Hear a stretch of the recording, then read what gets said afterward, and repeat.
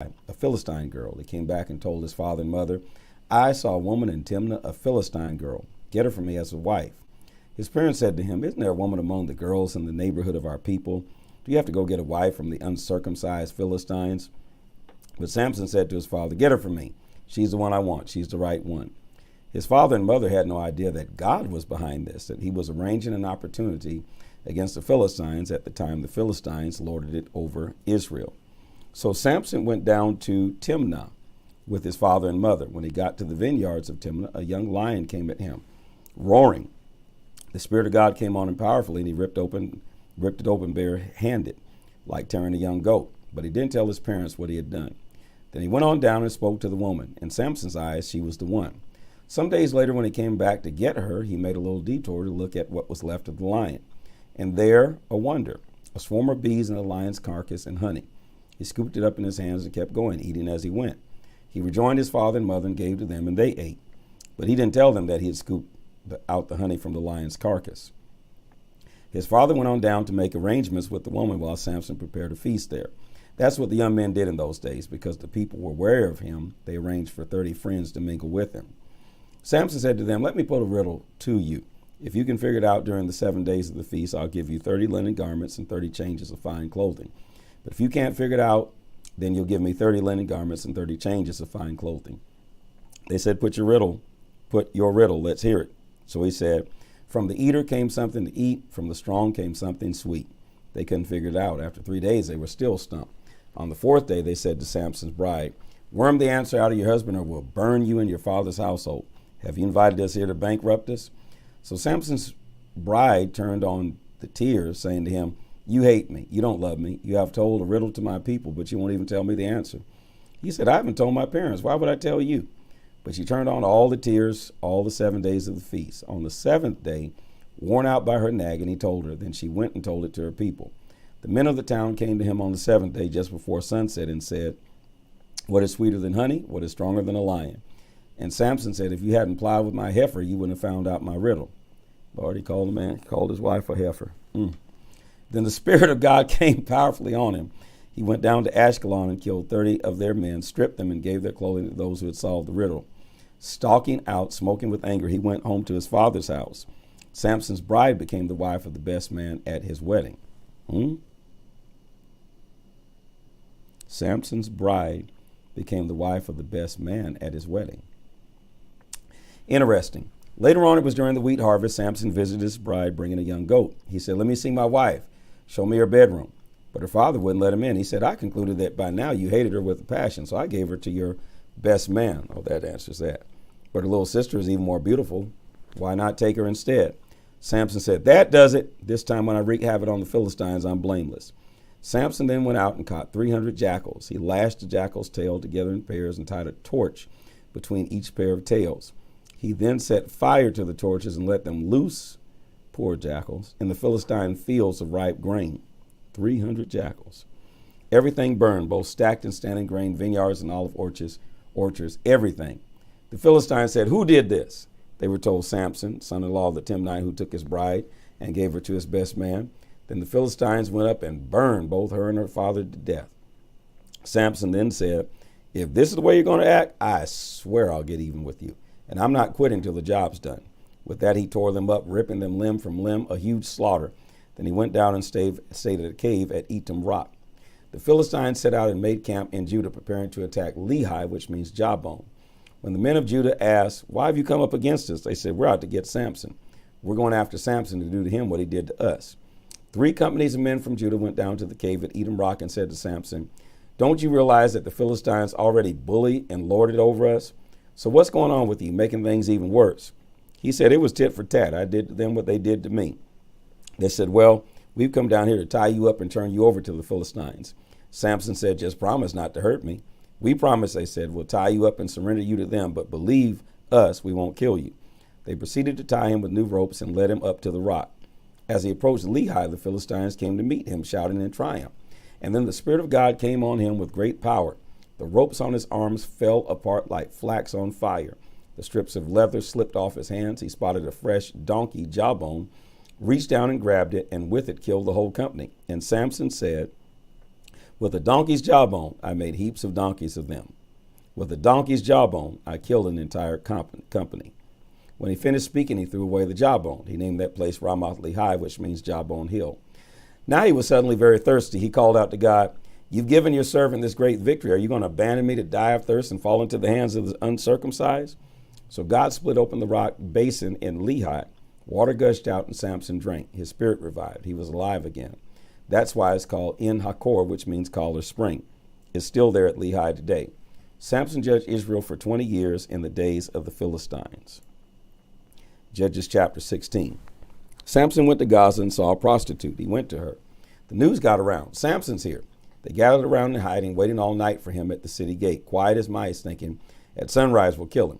Samson was in bed with the woman until midnight. Then he got up, seized the door of the city gate, and the two gateposts, bolts and all, hefted them on his shoulder and carried them to the top of the hill that faces Hebron. Sometime later, he fell in love with a woman in the valley of Sorek, which means grapes. Her name was Delilah. The Philistine tyrants approached her and said, "Seduce him. Discover what's behind his great strength, how we can tie him up and humble him. Each man's company will give you 100 shekels of silver." So Delilah said to Samson, "Tell me, dear, the secret of your great strength and how you can be tied up and humble." Samson told her, "If you were to tie me with 7 bowstrings, the kind made from fresh animal tendons, not dried out, then I would become weak just like anyone else." The Philistine tyrants brought her 7 bowstrings, not dried out, and she tied them up with them. The men were waiting in ambush in her room. Then she said, "The Philistines are on you, Samson." He snapped the cords as though they were mere threads. The secret of his strength was still a secret. Delilah said, "Come on now, Samson, you're playing with me, making up stories. Be serious. Tell me how you can be tied up." He told her, "If you were to tie me up with tight new ropes never used for work, then I would be helpless just like anybody else." So Delilah got some new ropes and tied him up. She said, "The Philistines are on you, Samson. The men are hidden in the next room." He snapped the ropes from his arms like threads. Delilah said to Samson, "You're still playing games with me, teasing me with lies. Tell me how you can be tied up." He said to her, "If you wove 7 braids of my hair into the fabric on the loom and drew it tight, then I would be as helpless as any other mortal." Then she had him fast asleep. When she had him fast asleep, Delilah took the 7 braids of his hair and wove them into the fabric on the loom and drew it tight. Then she said, "The Philistines are on you, Samson." He woke from his sleep and ripped loose from both the loom and the fabric. She said, "How can you say I love you when you won't even trust me? 3 times you've toyed with me like a cat with a mouse, refusing to tell me the secret of your great strength." She kept at it day after day, nagging and tormenting him. Finally, he was fed up. He couldn't take another minute of it. He spilled it. He told her, "A razor has never touched my head. I've been God's Nazarite from conception. If I were shaved, my strength would leave me. I would be as helpless as any other mortal." When Delilah realized that he had told her his secret, she sent for the Philistine tyrants, telling them, "Come quickly. This time he's told the truth." They came, bringing the bribe money. When she got him to sleep, his head on her lap, she motioned to a man to cut off the 7 braids of his hair. Immediately he began to grow weak, his strength drained from him. Then she said, "The Philistines are on you, Samson." He woke up thinking, "I'll go out like always and shake free." He didn't realize that God had abandoned him. The Philistines grabbed him, gouged out his eyes, and took him down to Gaza. They shackled him in irons and put him to the work of grinding in the prison. But his hair, though cut off, began to grow again. The Philistine tyrants got together to offer a great sacrifice to the god Dagon. They celebrated, saying, "Our God has given us Samson, our enemy." And when people saw him, they joined in cheering their God. "Our God has given us, our enemy to us, the one who ravaged our country, piling high the corpses among us." Then everyone was feeling high, and someone said, "Get Samson, let him show us his stuff." They got Samson from the prison and he put on a show for them. They had him standing between the pillars. Samson said to the young man who was acting as his guide, "Put me where I can touch the pillars that hold up the temple so I can rest against them." The building was packed with men and women, including all the Philistine tyrants. There were at least 3,000 in the stands watching Samson's performance. And Samson cried out to God, "Master God, oh, please look on me again. Oh, please give strength yet once more. God, with one avenging blow, let me be avenged on the Philistines for my 2 eyes." Then Samson reached out to the 2 central pillars that held up the building and pushed against them, one with his right arm, the other with his left, saying, "Let me die with the Philistines." Samson pushed hard with all his might. The building crashed on the tyrants and all the people in it. He killed more people in his death than he had killed in his life. His brother and all his relatives went down to get his body. They carried him back and buried him in the tomb of Manoah, his father, between Zorah and Eshtaol. He judged Israel for 20 years. Judges 17, Micah. There was a man from the hill country of Ephraim called Micah. He said to his mother, "Remember that 1,100 pieces of silver that were taken from you? I overheard when you pronounced your curse. Well, I have the money. I stole it, but now I brought it back to you." Excuse me. His mother said, "God bless you, my son." As he returned 1,100 silver pieces to his mother, he said, "I had totally consecrated this money to God for my son to make a statue, a cast god." Then she took 200 pieces of the silver and gave it to a sculptor, and he cast them into the form of a god. This man, Micah, had a private chapel. He made an ephod and some teraphim idols and ordained one of his sons to be his priest. In those days, there was no king in Israel. People did whatever they felt like doing. Meanwhile, there was a young man from Bethlehem in Judah and from a family of Judah. He was a Levite, but was a stranger there. He left that town, Bethlehem in Judah, seeking his fortune. He got as far as the hill country of Ephraim and showed up at Micah's house. Micah asked him, "So where are you from?" He said, "I'm a Levite from Bethlehem in Judah. I'm on the road looking for a place to settle down." Micah said, "Stay here with me. Be my father and priest. I'll pay you 10 pieces of silver a year." Ain't enough money. "Whatever clothes you need and your meals." The Levite agreed and moved in with Micah. The young man fit right in and became one of the family. Micah appointed the young Levite as his priest. This all took place in Micah's home. Micah said, "Now I know that God will make things go well for me. Well, I've got a Levite for a priest." Judges chapter 18. In those days there was no king in Israel, but also in those days the tribe of Dan was looking for a place to settle down.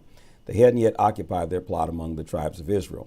The Danites sent out 5 robust warriors from Zorah and Eshtaol to look over the land to see what was out there suitable for their families. They said, "Go and explore the land."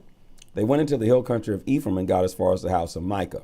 They camped there for the night. As they neared Micah's house, they recognized the voice of the young Levite.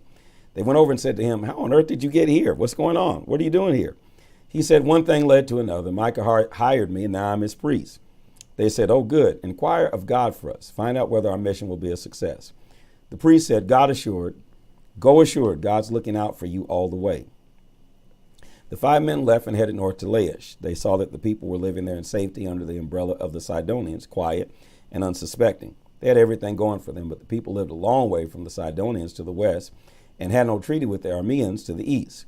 When they got back to Zorah and Eshtaol, their brothers asked, "So how did you find things?" They said, "Let's go for it. Let's attack. We've seen the land and it's excellent. Are you going to just sit on your hands? Don't dawdle. Invade and conquer. When you get there, you'll find there sitting ducks, totally unsuspecting. Wide open land. God is handing it over to us, everything you could ever ask for." So 600 Danite men sent out from Zorah and Eshtaol, armed to the teeth, along with the way they made camp at Kiriath Jearim in Judah. That is why the place is still today called Dan's Camp. It's just west of Kiriath Jearim. From there they proceeded into the hill country of Ephraim and came to Micah's house. The 5 men who earlier had explored the country of Laish told their companions, "Did you know there's an ephod, teraphim idols, and a cast gold sculpture in these buildings? What do you think? Do you want to do something about it?" So they turned off the road there, went to the house of the young Levite at Micah's house, and asked how things had been with him. The 600 Danites, well armed, stood guard at the entrance to the gate, while the 5 scouts who had gone to explore the land went in and took the carved idol, the ephod, the teraphim idols, and the gold sculpture. The priest was standing at the gate entrance with 600 armed men. When the 5 went into Micah's house and took the carved idol, the ephod, the teraphim idols, and sculpted God, the priest said to them, "What do you think you're doing?" They said to him, "Hush, don't make a sound. Come with us. Be our father and priest. Which is more important, that you be a priest to one man, or that you become priest to a whole tribe and clan in Israel?" The priest jumped at the chance. He took the ephod, the teraphim idols, and the idol, and fell in with the troops. They turned away and set out, putting their children, the cattle, and the gear in the lead. They were well on their way from Micah's house before Micah and his neighbors got organized. But soon they overtook the Danites. They shouted at him. The Danites turned and said, "So what's all the noise about?"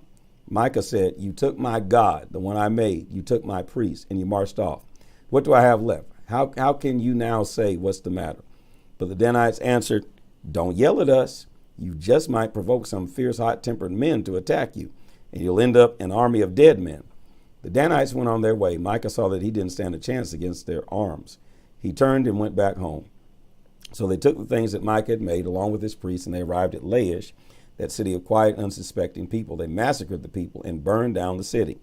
There was no one around to help. They were a long way from Sidon and had no treaty with the Arameans.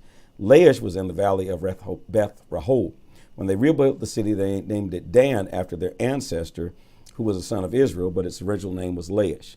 The Danites set up the god figure for themselves. Jonathan, son of Gershom, the son of Moses, and his descendants were priests to the tribe of Dan down to the time of the land's captivity.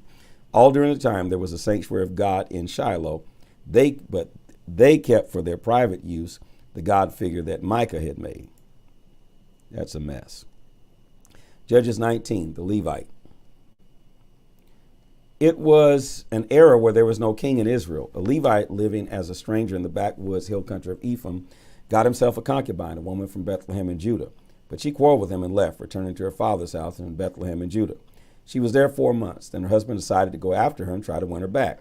He had a servant and a pair of donkeys with him. When he arrived at her father's house, the girl's father saw him, welcomed him, and made him feel at home. His father-in-law, the girl's father, pressed him to stay. He stayed with him 3 days. They feasted and drank and slept. On the 4th day, they got up at the crack of dawn and got ready to go. But the girl's father said to his son-in-law, "Strengthen yourself with a hearty breakfast, and then you can go." So they sat down and ate breakfast together. The girl's father said to the man, "Come now, be my guest. Stay the night. Make it a holiday." The man got up to go, but his father-in-law kept after him, so he ended up spending another night. On the 5th day, he was again up early, ready to go. The girl's father said, "You need some breakfast." Lord, what's in that breakfast? They went back and forth. The day slipped on as they ate and drank together, but the man and his concubine were finally ready to go. Then his father-in-law, the girl's father, said, "Look, the day's almost gone. Why not stay the night? There's very little daylight left. Stay another night and enjoy yourself. Tomorrow you can get up, get an early start, and set off for your own place." But this time the man wasn't willing to spend another night. He got things ready, left, and went as far as Jebus, which is Jerusalem, with his pair of saddled donkeys, his concubine, and his servant. At Jebus, though, the day was nearly gone. The servant said to his master, "It's late. Let's go into this Jebusite city and spend the night." But his master said, "We're not going into any city of foreigners. We're going to Gibeah." He directed his servant, "Keep going. Let's go on ahead. We'll spend the night either at Gibeah or Ramah." So they kept going. As they pressed on, the sun finally left them in the vicinity of Gibeah, which belongs to Benjamin. They left the road there to spend the night at Gibeah. The Levite went and sat down in the town square, but no one invited them in to spend the night. Then late in the evening, an old man came in from his day's work in the fields. He was from the hill country of Ephraim. There go those Ephraimites again. And lived them Ephraimites or something. And lived temporarily in Gibeah, where all the local citizens were Benjamites. That's a mess. Everybody mixed up. When the old man looked up and saw the traveler in the town square, he said, "Where are you going? And where are you from?" So a Levite was in Gibeah, where all the citizens are Benjamites. And the man worked in the hill country of Ephraim. Got it. The Levite said, "We're just passing through. We're coming from Bethlehem on our way to a remote spot in the hills of Ephraim. I come from there. I've just made a trip to Bethlehem in Judah, and I'm on my way back home, but no one has invited us in for the night. We wouldn't be any trouble. We have food and straw for the donkeys and bread and wine for the woman, the young man and me. We don't need anything." The old man said, "It's going to be all right. I'll take care of you. You're going to spend the night you aren't going to spend the night in the town square." He took them home and fed the donkeys. They washed up and sat down to a good meal. They were relaxing and enjoying themselves when the men of the city, a gang of local hell raisers, oh Lord, Jesus. They were relaxed and enjoying themselves when the men of the city, a gang of local hell raisers, all surrounded the house and started pounding on the door. They yelled for the owner of the house, the old man, "Bring out the man who came to your house. We want to have sex with him." What? That's as bad as Sodom and Gomorrah. He went out and told them, "No, brothers, don't be obscene. This man is my guest. Don't commit this outrage. Look, my virgin daughter and his concubine are here. I'll bring them out for you." That's ridiculous. Abuse them if you must, but don't do anything so sensitively vile to this man. Horrible. Horrible. But the men wouldn't listen to him. Finally, the Levite pushed his concubine out the door to them. Oh, coward. They raped her and repeatedly all night long. Just before dawn, they let her go. The woman came back and fell at the door of the house where her master was sleeping. When the sun rose, she was there. It was morning. Her master, who's nothing but a cowardly devil, got up and opened the door to continue his journey. Old heathen.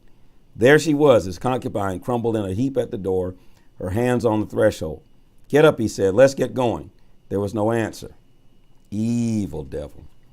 He lifted her onto his donkey and set out for home. When he got home, he took a knife and dismembered his concubine, cut her into 12 pieces. This is a lunatic. He sent her piece by piece throughout the country of Israel, and he ordered the men he sent out, say to every man in Israel, has such a thing as this ever happened from the time the Israelites came up from the land of Egypt until now? Think about it, talk it over, do something. They need to do something with you. Judges chapter 20. This is horrible. They need to do something with you. Then all the people of Israel came out. The congregation met in the presence of God at Mizpah. They were all there from Dan to Beersheba as one person. The leaders of all the people representing all the tribes of Israel took their places in the gathering of God's people. There were 400 divisions of sword-wielding infantry. Meanwhile, the Benjamites got wind that the Israelites were meeting at Mizpah. The people of Israel said, now tell us, how did this outrageous evil happen?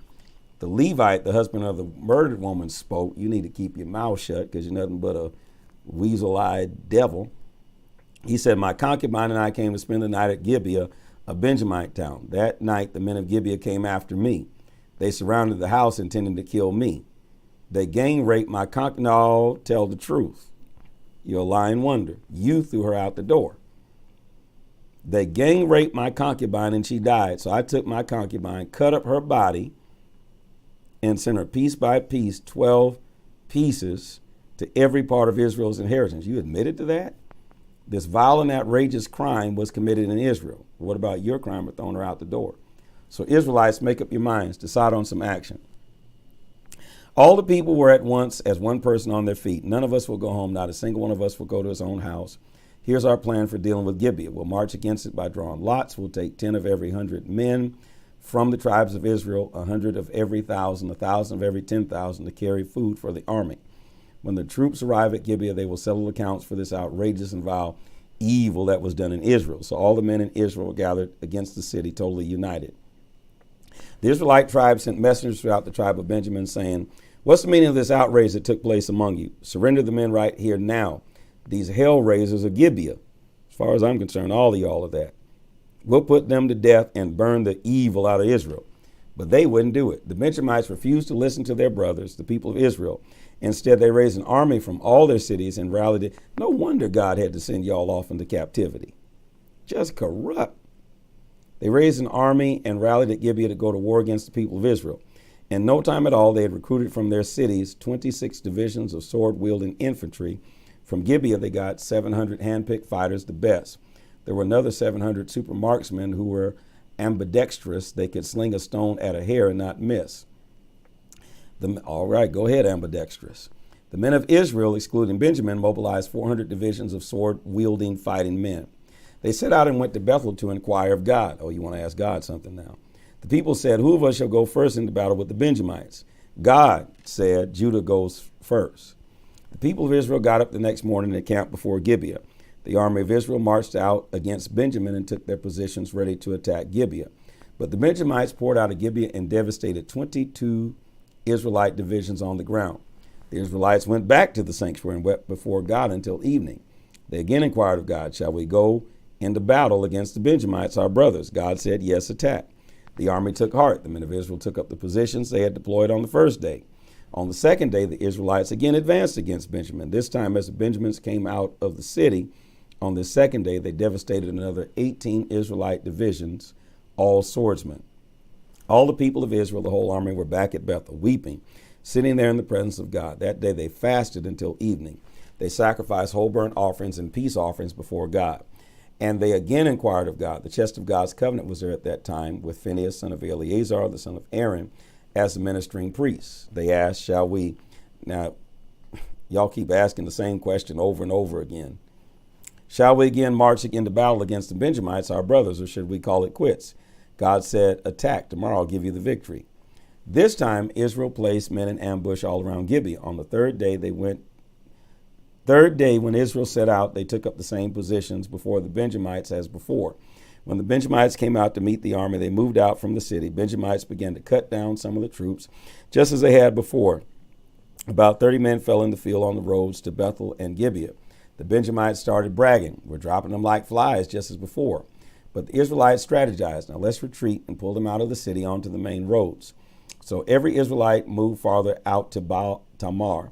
At the same time, the Israelite ambush rushed from its place west of Gibeah. 10 crack divisions from all over Israel now arrived at Gibeah. Intense, bloody fighting. The Benjamites had no idea that they were about to go down in defeat. God routed them before Israel.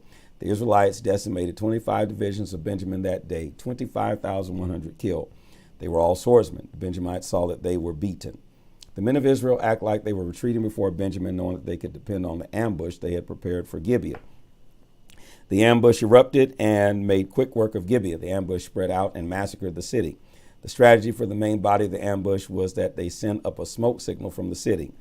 Then the men of Israel would turn in battle. When that happened, Benjamin had killed about 30 Israelites and thought they were on their way to victory, yelling out, "They're on the run," just as the first battle. But then the signal went up from the city, a huge column of smoke.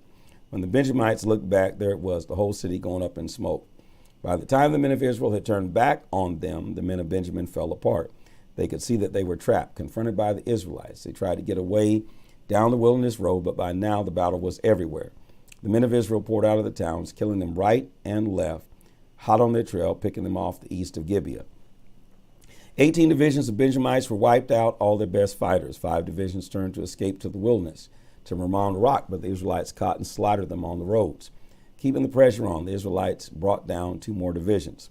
The total of the Benjamites killed that day came to 25 divisions of infantry, their best swordsmen. 600 then got away. They made it to Ramon Rock in the wilderness and held out there for 4 months. The men of Israel came back and killed all the Benjamites who were left, all the men and animals they found in every town, and then they torched the town, sending them up in flames. Nothing but a hot mess. Judges chapter 21, wives. Back at Mizpah, the men of Israel had taken an oath. No man among us will give his daughter to a Benjamite in marriage. Stupid. Now back in Bethel, the people sat in the presence of God until evening. They cried loudly. There was widespread lamentation. They said, "Why, O God, God of Israel, has this happened? Why do we find ourselves today missing one whole tribe from Israel?" Well, you all went to battle against him and then made a vow. Early the next morning, the people got busy and built an altar. They sacrificed whole burnt offerings and peace offerings. Why didn't you go to Shiloh where the tabernacle is? Then the Israelites said, "Who from all the tribes of Israel didn't show up as we gathered in the presence of God?" For they'd all taken a sacred oath that anyone who had not gathered in the presence of God at Mizpah had to be put to death. That's silly. But the people of Israel were feeling sorry for Benjamin, their brothers. They said, "Today one tribe is cut off from Israel that you killed. That was all evil, and you all are evil. How can we get wives for those who are left? We have sworn by God not to give any of our daughters to them in marriage." They said, "Which one of the tribes of Israel didn't gather before God at Mizpah?" It turned out that no one had come to the gathering from Jabesh Gilead. When they took a roll call of the people, not a single person from Jabesh Gilead was there. So the congregation sent 12 divisions of the top man there with the command, "Kill every one of You all are just some bloodthirsty heathens. Kill every one of Jabesh Gilead, including women and children. These are your instructions. Every man and woman who has had sexual intercourse you must kill, but keep the virgins alive." And that's what they did. Whew. And they found 400 virgins among those who lived in Jabesh Gilead that had never had sexual intercourse with a man. They brought them at the camp at Shiloh, which is in the land of Canaan. Now you want to go to Shiloh. Then the congregation sent word to the Benjamites who were at Ramon Rock and offered them peace, and Benjamin came. They gave them the women. That's against their will, that they had live in Jabesh Gilead, but even then there weren't enough for all the men. The people felt bad for Benjamin. God had left out Benjamin, the mess and peace from the Israelite tribes. You all did that. How are you going to blame God for that? The elders of the congregation said, "How can we get wives for the rest of the men, since all the Benjamite women have been killed? How can we keep the inheritance alive for the Benjamite survivors? How can we prevent an entire tribe from extinction? We certainly can't give our own daughters to them as wives." Remember, the Israelites had taken an oath, the stupid oath, "Cursed is anyone who provides a wife to Benjamin." Then they said, "There's a festival of God held every year at Shiloh. It's north of Bethel, just east of the main roads that goes up from Bethel to Shechem and a little south of Lebonah." So they told the Benjamites, "Go and hide in the vineyards. Stay alert when you see the Shiloh girls come out to dance and the dances. Run out of the vineyards, grab one of the Shiloh girls for your wife. So now they're going to rape. And then hightail it back to the country of Benjamin. When their fathers or brothers come to lay charges against us, we'll tell them, we did them a favor. After all, we didn't go to war and kill to get wives from men.